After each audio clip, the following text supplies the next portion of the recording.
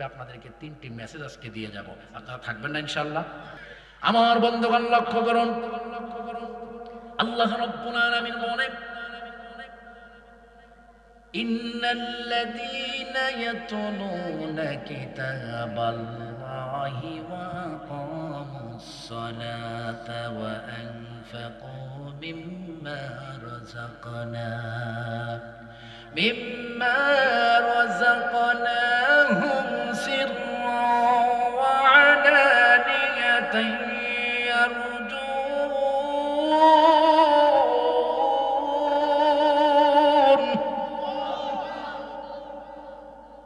আমার বন্ধুগণ, তিনটা লাভজনক ব্যবসার সন্ধান আমার আল্লাহ দিলেন। কয়টা? এই দুনিয়াতে ধান ব্যবসায়ী, পাট ব্যবসায়ী, আলু ব্যবসায়ী, গম ব্যবসায়ী, মুদি ব্যবসায়ী, চামড়া ব্যবসায়ী, আলু ব্যবসায়ী আছে না নাই? যত ব্যবসা আছে সমস্ত ব্যবসার ভিতরে লাভ লস আছে না? আমার আল্লাহ রাব্বুল আলামিন দুনিয়ার মানব জাতিকে তিনটা ব্যবসার সন্ধান দিয়ে দিলেন। আল্লাহ বলেন, দুনিয়ার মানুষেরা রে, সূরাটার নাম হলো ফাতির, আয়াতটার নাম্বার হলো 29, আলোচনাটার নাম হলো লাভজনক ব্যবসার সন্ধান। সুবহানাল্লাহ। লাভজনক ব্যবসার সন্ধান আমি মোল্লা দিচ্ছি না, দিচ্ছেন যিনি, তিনি কে? সূরাটার নাম ফাতির, আয়াতটার নাম্বার 29। সূরাটার নাম কি? ফাতির, আয়াতটার নাম্বার কি? আয়াতটার নাম্বার কত? 29 নম্বর আয়াতের ভিতরে আল্লাহ বলেন তিনটা লাভজনক ব্যবসা বান্দা।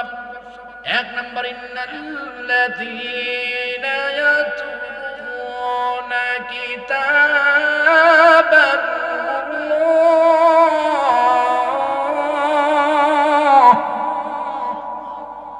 এক নম্বর লাভজনক ব্যবসা হলো, এক নম্বরে লাভজনক আমল হলো মহাবিশ্বের মহাবিশ্বয় মহাগ্রন্থ আল কোরআনুল কারীমটা গুনগুন করে আল্লাহর মহাব্বতে তেলাওয়াত করা। বলেন না সুবহানাল্লাহ?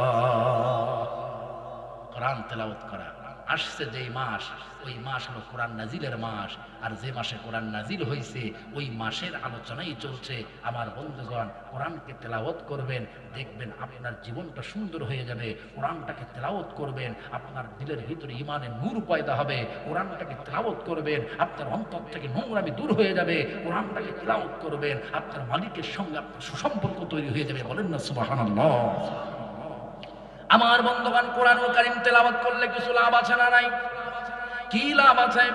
আল্লাহ রাব্বুল আলামিনের কোরআনুল কারীম যদি বান্দা নিয়মিত তেলাওয়াত করে, তাহলে বান্দার লাভ হবে প্রধানত 5টা। জোরে বলেন কয়টা? কোরআনুল কারীম তেলাওয়াত করলে প্রথমত 5টি লাভ। এক নম্বর লাভ হলো কোরআনুল কারীম তেলাওয়াত করলে বান্দার ঈমান বেড়ে যাবে। সুবহানাল্লাহ। আল্লাহ রাব্বুল আলামিন বলেন, ওয়াইযা তুলিয়াত আলাইহিম আয়াতুহু যাদাতুহুম ঈমানা। এই জমিনের মধ্যে এমন কোন কিতাব নাই যে কিতাব পড়লে বান্দার ঈমান বাড়ে। একটাই কিতাব, যে কিতাব পড়লে বান্দার ঈমানের নূর পয়দা হয়। চিৎকার মেরে বলেন সুবহানাল্লাহ। আমার বন্ধুগণ, কোরআনুল কারীম তেলাওয়াত করলে সর্বপ্রথম ঈমান বেড়ে যায়। 2 নম্বর, কোরআনুল কারীম তেলাওয়াত করলে মেধা শক্তি বৃদ্ধি পায়। ছাত্ররা যারা আছে লক্ষ্য করো, স্কুল কলেজ ইউনিভার্সিটিতে পড়ুয়া ছাত্র ছাত্রীরা লক্ষ্য করো, মেধা শক্তি বৃদ্ধি করতে চাও, আমার বন্ধুগণ দৈনিক কমপক্ষে আধা ঘন্টা করে আল্লাহর কোরআনটা তেলাওয়াতের জন্য অভ্যস্ত হয়ে যাও। সুবহানাল্লাহ। করা যাবে না? ও যুবক ভাই, তোমার হাতে রাখা মোবাইলটা দিয়ে তুমি ঘন্টার পর ঘন্টা ফেসবুক চালায়া নষ্ট করে দাও, অথচ যেই হাতে রাখা মোবাইল দিয়ে তুমি ঘন্টার পর ঘন্টা আজে বাজে জিনিস দেখে নষ্ট করছো, ওই কোরআনুল কারীম ওই মোবাইলের ভিতরে একটা যদি কোরআনুল কারীম ডাউনলোড করে রাখো, দৈনিক আধা ঘন্টা করে যদি তেলাওয়াত করতে পারো, তোমার জীবনটা সুন্দর হয়ে যাবে, আখিরাত সুন্দর হবে। তোমার এই কোরআনুল কারীমের তেলাওয়াতের আমলের বদলতে তোমার বাবা মাকে আল্লাহ রাব্বুল আলামিন জান্নাতীদের কাতারে শামিল করবে। বলেন সুবহানাল্লাহ। কোরআন তেলাওয়াত করলে 2 নম্বরে মেধা শক্তি বৃদ্ধি পায়। 3 নম্বর, কোরআনুল কারীম তেলাওয়াত করলে চোখের পাওয়ার বেড়ে যায়। সুবহানাল্লাহ। আমাদের আগের যুগের মুরব্বীদের দেখতাম শরীরের শক্তি কমে যেত, লাঠিতে ভর করে করে পথ হাঁটতো, এরপরেও চশমা তাদের লাগতো না। কথা বলে না কেন? চশমা তাদের লাগতো না, কারণ আগের কারো মুরব্বীদের একটা অভ্যাস ছিল, ফজরের নামাজের পরে বাড়ির আঙ্গিনাতে বসে বসে গুনগুন করে আল্লাহর কোরআনুল কারীমের তেলাওয়াত তারা করতো। বলেন না সুবহানাল্লাহ। এই জন্য মুরব্বী বাবাদের শরীরে চামড়া লুজ হয়ে যেত, কোমর বাঁকা হয়ে যেত, শরীরে শক্তি থাকতো না, দাড়িগুলো সাদা হয়ে যেত, চুলগুলো সাদা হয়ে যেত, কিন্তু চোখের পাওয়ার তাদের কমতো না, কারণ কোরআনুল কারীম তেলাওয়াত করলে চোখের পাওয়ারটাকে বাড়িয়ে দেন যিনি, তিনি কে? আরো যদি বলেন তিনি কে? 4 নাম্বার, কোরআনুল কারীম তেলাওয়াত করলে বান্দার অন্তরের মধ্যে প্রশান্তি লাভ হয়। সুবহানাল্লাহ। আপনি পরীক্ষা করে দেখবেন, ফজরের সালাতের পরে আপনি আধা ঘন্টা কোরআনুল কারীমটা তেলাওয়াত করবেন, করে দেখবেন ওই দিনটা আপনার কতটা শান্তিতে যায়, কতটা ভালো লাগে, কতটা তৃপ্তি লাগে। ফজরের নামাজের পরে যেই দিন আপনি কোরআনুল কারীম তেলাওয়াতের মধ্য দিয়ে শুরু করবেন, ওই দিনে আপনার মনে হবে আপনি না জানি কত একটা দামি কাজ করেছেন। বলেন না সুবহানাল্লাহ। আমার বন্ধু, 5 নাম্বার, কোরআনুল কারীম তেলাওয়াত করলে আল্লাহর সঙ্গে বান্দার সুসম্পর্ক তৈরি হয়, আল্লাহর নৈকট্য অর্জন হয়। সুবহানাল্লাহ। আল্লাহর সঙ্গে বান্দার সুসম্পর্ক তৈরির দরকার আছে না? জোরে বলেন আছে না? আপনি আল্লাহর কোরআনুল কারীম তেলাওয়াত করছেন তো আল্লাহর সঙ্গে কথা বলছেন। সুবহানাল্লাহ কয় নাকি? জোরে বলেন না সুবহানাল্লাহ। আল্লাহর কোরআনুল কারীম যে তেলাওয়াত করে সে কার সঙ্গে কথা বলে? আল্লাহর সঙ্গে। কারণ কোরআনটা কার? কোরআনের কথাগুলো কার? কোরআনে যা বলা হয়েছে সব কার কথা? আল্লাহর কথা যদি কোরআনে হয়ে থাকে, তাহলে কোরআনুল কারীম পড়লে আল্লাহর সঙ্গে কি বান্দার কথা হয় না? আরো জোরে বলেন হয় না? আল্লাহ, তুমি আমাদেরকে তোমার কোরআনুল কারীমটা তেলাওয়াত করে তোমার করতে পারেন নাই, কোরআন তেলাওয়াত করতে শেখেন নাই, কোরআন তেলাওয়াত করতে জানেন নাই। আমার বন্ধুগণ, এটা লজ্জার কোনো বিষয় নয়। হয়তোবা সুযোগ পাননি, সে পরিবেশ ছিল না, এখন সময় আছে, সুযোগ আছে। ভাই, দুনিয়াতে চলার জন্য কত ডিগ্রি অর্জন করলেন, কত ব্যবসা বাণিজ্য শিখলেন, কোন ফসল কিভাবে বুনতে হবে, কোন ফসলে কখন কীটনাশক ব্যবহার করতে হবে, কত অভিজ্ঞতা অর্জন করলেন, আল্লাহর কোরআনটা পড়া শিখলেন না। একবার কি চিন্তা করে দেখেছেন মৃত্যুর পরে দরবার ইলাহিতে কি জবাব আপনি আল্লাহর কাছে দিবেন? কোন জবাব কি আছে? জোরে বলেন আছে? মনে রাখবা নীলফামারীর মুসলমান, এই কুরআনুল হাকিম কারো পক্ষের ওকালতি করে কাল কিয়ামতের দিন আল্লাহর জান্নাত পর্যন্ত ঢুকায়া দিবে। আবার এই কোরআন কারো বিরুদ্ধে অবস্থান নিয়ে কাল ময়দানে মাহশারে জাহান্নামের দরজা পর্যন্ত নিয়ে যাবে। বলেন ঠিক কি না? নিয়ত করেন, আল্লাহ আগামী রমজান আসছে, এই রমজানের মধ্যেই আমরা তোমার কোরআনুল কারীমটা তেলাওয়াত শিখবো ইনশাআল্লাহ। যদি রমজানের মধ্যে কিছু বাকি থেকেও যায়, রমজানের পরেও আমরা 15 দিন, 1 মাস, 1.5 মাস সময় দিয়ে আল্লাহর কোরআনটা তেলাওয়াত করা শিখবো। পারবো না বাবা? কারা কারা নিয়ত করতে পারে আল্লাহর কোরআন শেখার জন্য? একটু 2 হাত আকাশের দিকে উঠে দেখান। আল্লাহর কোরআনটা তেলাওয়াত শিখবেন, আল্লাহর কোরআনটা তেলাওয়াত শিখে আল্লাহর দেওয়া জবান দিয়ে মহাব্বতে আল্লাহর কোরআনুল কারীম তেলাওয়াত করবেন। কারা কারা নিয়ত করতে পারে হাত তুলে দেখান। সবাই বলেন আল্লাহ। আরো জোরে বলেন আল্লাহ। তোমার কোরআনুল কারীম, সবাই বলেন তোমার কোরআনুল কারীম তেলাওয়াত শেখার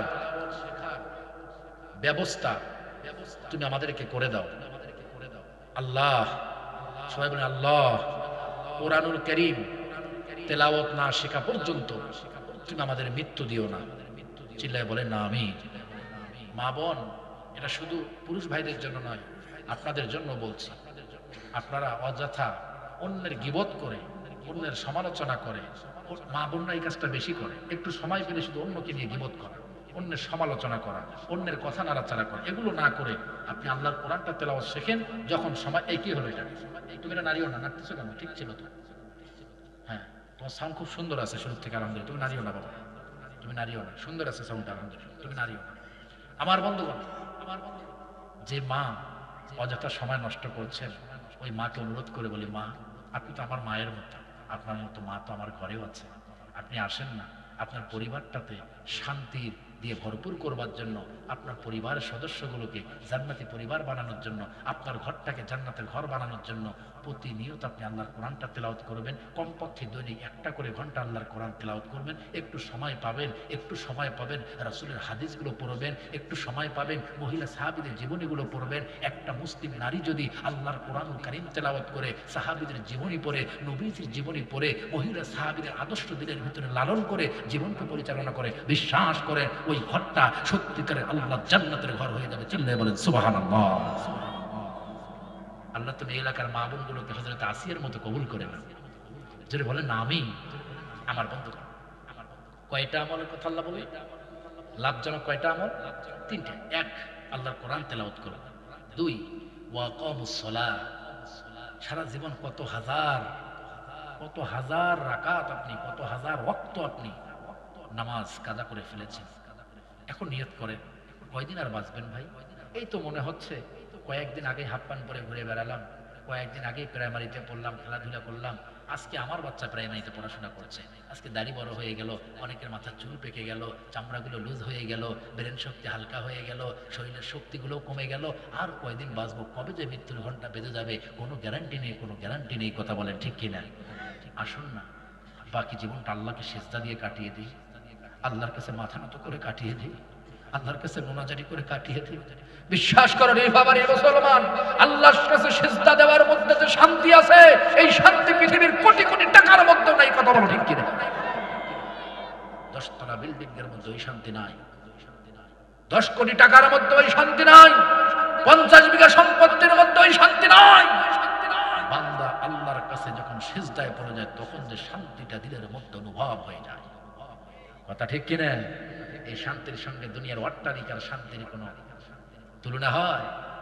আমার সেই আল্লাহর কাছে সিজদা দেই, মাথা নত করি। কি দরকার আপনার? কি দরকার? আল্লাহর কাছে সিজদায় পড়ে বলেন, আল্লাহ তুমি তো সব কিছুর মালিক, আল্লাহ তুমি আমার এটা পূরণ করে দাও। আল্লাহকে দিতে পারে না? আল্লাহকে দিতে সময় লাগে? সময় লাগে ভাই। কিচ্ছু যাবে না আপনার আমার নেক আমল ছাড়া, কিচ্ছু পাবেন না আপনার আমার নেক আমল ছাড়া, কোনো লাভ হবে না নেক আমল ছাড়া। একটাই লাভ, একটাই ফায়দা, একটাই উপকার, নেক আমল অর্জন করা। ঠিক কিনা? এটার মধ্যে সফলতা, এটার মধ্যে কামিয়াবি, এটার মধ্যে দুনিয়া এবং আখিরাতের সফলতা অপেক্ষা করছে। আল্লাহ তুমি সেই আখিরাতকে আমাদেরকে আঁকড়িয়ে ধরে, কোরআনের আমলগুলো নিজের জীবনে আঁকড়িয়ে ধরে তোমার প্রিয় বান্দা হওয়ার মতো তৌফিক আমাদেরকে দান করে। বলুন আমিন। আল্লাহর কাছে সিজদা দিব তো ইনশাআল্লাহ। কি শুধু শুকর আলী? দৈনিক কয় ওয়াক্ত সালাতে? 5 ওয়াক্ত। আল্লাহ তুমি আমাদেরকে আজ থেকে পঞ্জেগারা নামাজি বানায় না। বলুন আমিন। মা, ও মা, বিশেষ প্রয়োজন ছাড়া 1 ওয়াক্ত সালাত আপনি কাজা করবেন। আপনার স্বামী যতই পরিশ্রম করুক না কেন, যতই মাথার ঘাম পায়ে ফেলে উপার্জন করুক না কেন, আপনি যদি সালাত ছাড়া স্বামীর ঘরে অবস্থান করেন, এই ঘরে কোনোদিন শান্তি আসবে না, এই ঘরে কোনোদিন রহমত হবে না। আর আপনার স্বামী কোটি টাকা ইনকাম না করে যদি 10 টাকা ইনকাম করে, দৈনিক 10,000 ইনকাম না করে যদি 500 টাকা ইনকাম করে, তারপরে আপনার ঘরটা শান্তিতে ভরপুর থাকবে যদি দৈনিক 5 ওয়াক্ত সালাতে আল্লাহর কাছে আপনি মা সিজদা দিতে পারেন। কথা ঠিক কিনা? আল্লাহ এলাকার প্রত্যেকটা মাকে তুমি তোমার দরবারে দৈনিক 5 ওয়াক্ত সালাতে সিজদা দেওয়ার মতো মানসিকতা তৈরি করে দাও। চিল্লায় বলেন আমিন।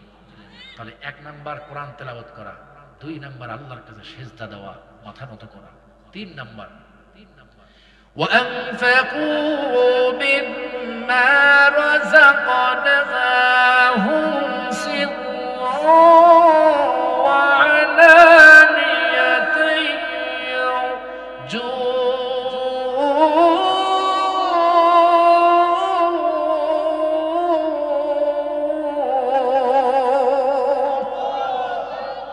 কার ঘোষণা? 3 নাম্বার আল্লাহ বলছেন ওয়ানফাকু মিম্মা রাযাকনাহুম সিররা ওয়া আলানিয়া। আমি আল্লাহ তোকে কিছু টাকা দিছি না, আমি আল্লাহ তোকে কিছু সম্পদ দিছি না, আমি আল্লাহ তোকে কিছু ধন দিছি না, আমি আল্লাহ তোর ব্যাংকে 5 লক্ষ 10 লক্ষ টাকা জমা করে রাখার সুযোগ দিছি না, ওই টাকাগুলো শুধু জমা করে রাখিস না, গোপনে প্রকাশ্যে আমি আল্লাহ দিনের জন্য খরচ কর, খরচ কর, খরচ কর। যত খরচ করবি তত বরকত, যত খরচ করবি তত বরকত, যত খরচ করবি তত বরকত। চিল্লায় বলেন সুবহানাল্লাহ। রমজানের মোবারক মাস আসছে, কিছু টাকাওয়ালারা, কিছু মোসারুরা 2-10টা শাড়ি কিনে নিয়ে এসে লাইন ধরে মানুষকে দিয়ে দেখায় যে আমি অনেক বড় দানবী। আছে না? আছে না? আছে না? আপনি সঠিকভাবে হিসাব করবেন আপনার কত টাকা জমা আছে। আমি আমার ব্যবসা প্রতিষ্ঠানের ছেলেকে আরো 10 দিন আগে বলে দিয়েছি কয় টাকার মাল আছে প্রতিষ্ঠানে হিসাব করো, কয় টাকা ঋণ আছে ওটা হিসাব করো, ঋণের টাকা বাদ দিয়ে আর কয় টাকা আমাদের মূলধন আছে, এইটার কয় টাকা জাকাত আসে, এই জাকাতের টাকাটা বের করে এই জাকাতের টাকাটা যাদের প্রাপ্য তাদেরকে দিয়ে দাও। এটা ম্যাচ থেকে 1 সপ্তাহ আগে আমার আমি তো শুধু আজ করে খাই না, ছোট একটা ব্যবসা আছে, ব্যবসা বাণিজ্য করি, আমার কাপড়ের একটা বিজনেস আছে, আলহামদুলিল্লাহ বলেন না। এটা বললে কি আমার ইজ্জত যাবে? এটা বললে আমার সম্মান যাবে? যে বেটা খালি ওয়াজ করে খায়, ওয়াজ করে টাকা কামাই করে বেড়ায়, এটা ভালো? নাকি আমি একটা হালাল উপার্জনের জন্য রাসূলের তরিকা অনুযায়ী একটা কাপড়ের ব্যবসা করি, এটা ভালো? এটা ভালো না? আলহামদুলিল্লাহ। আমাকে মানুষ বলতে পারবে না যে বেটা ওয়াজ করে খায়, এ মৌলবী তো খালি ওয়াজ করে খায়। না, ওয়াজ করে খাই না। নবীজি সাল্লাল্লাহু আলাইহি সাল্লাম কাপড়ের ব্যবসা করতেন, আলহামদুলিল্লাহ বলেন না। সাহাবা ইকরাম রাদিয়াল্লাহু তাআলা আজমাইন কাপড়ের ব্যবসা করতেন। আমারও একটা ব্যবসা আছে, দোয়া করবেন আল্লাহর জন্য এই ব্যবসার ভিতরে বারাকাত দেবেন, বলুন আমিন। আমি এটা উদাহরণস্বরূপ বলছি, অন্যভাবে নেবেন না। উদাহরণস্বরূপ বলছি, আমি আমার ছেলেটাকে বলে দিয়েছি যে কয় টাকা আছে এটা হিসাব করবা, যে কয় টাকা যাকাত বের হয় যাকাতের টাকাটা বের করে এটা যাদের প্রাপ্য তাদেরকে তুমি দিয়ে দেওয়ার জন্য এটা ভাগ ভাগ করে দাও। আমার বন্ধুগণ, এই দুনিয়াতে যে টাকাওয়ালারা আছে তারা যদি তাদের টাকাগুলো সঠিকভাবে যাকাত আদায় করত, তাহলে কি বাংলাদেশে যাকাত নেওয়ার মতো লোক কি খুঁজে পাওয়া যেত? বলেন না কেন? যেত, যেত। জ্বলন্ত আগুনের আংটা দিয়ে যেই দুল বানানো, এই দুল আপনি কয়েক সেকেন্ড কানের মধ্যে পরে রাখতে পারবেন, একটু চিন্তা করে দেখেন। এই জন্য মা, শখের যে গহনাগুলো আছে আপনার, এই গহনাগুলোর হিসাব করে কতটুকু বাজার মূল্য, এই বাজার মূল্য অনুযায়ী হিসাব করে আপনি কতটুকু যাকাত আসে এটা যাদের প্রাপ্য তাদেরকে দিয়ে দিবেন। আল্লাহ তুমি তৌফিক দান করো, বলুন আল্লাহুম্মা আমিন। এই যে কোরআনের বাগানটা, এই বাগানটা চালু থাক, আমরা চাই কি চাই না? এই আয়াতের ভিতরে আমরা কয়টা শিক্ষা পেলাম? তিনটা। কয়টা? সূরাটার নাম কি? ফাতির। আয়াতটার নাম্বার কত? 29। কয়টা আমল? 1, কোরআনুল কারীম তেলাওয়াত করব। 2, আল্লাহর কাছে সেজদা দিব। 3, আল্লাহর দেওয়া সম্পদগুলো আল্লাহর জন্য খরচ করব। আমার দিকে তাকান, আমি আবারও বলছি, মুখস্থ করতে হবে। সূরাটার নাম ফাতির, আয়াতটার নাম্বার 29। 3টি আমল আমার আল্লাহ দিলেন। 1, যতদিন বেঁচে থাকবো আল্লাহর কোরআন তেলাওয়াত করব। 2, যতদিন বেঁচে থাকবো আল্লাহর কাছে দৈনিক 5 ওয়াক্ত সালাতে সেজদা দিব। 3, আল্লাহর দেওয়া সম্পদগুলো আল্লাহর জন্য খরচ করব। এবার কি আপনারা বলতে পারবেন 1 নাম্বারটা কি? হ্যাঁ বলেন। মাশাআল্লাহ, কোরআন তেলাওয়াত করা। 2 নাম্বারটা কি? নামাজ। 3 নাম্বারটা কি? দান, যাকাত, সদকা, আল্লাহর সম্পদ আল্লাহর জন্য ব্যয় করে দেওয়া। 1 নাম্বার কোরআন তেলাওয়াত করা, 2 নাম্বার সালাত আদায় করা, 3 নাম্বার আল্লাহর দ্বীনের জন্য সম্পদ ব্যয় করা। আল্লাহ তুমি সূরাতুল ফাতির 29 নাম্বার আয়াতে দেওয়া 3টি আমল করে আমাদের জীবনটাকে কোরআনের রঙে রাঙিয়ে তুলবার মতো তৌফিক তুমি দান করো। সকলেই বলুন আল্লাহুম্মা আমিন। আরো জোরে বলুন আল্লাহুম্মা আমিন।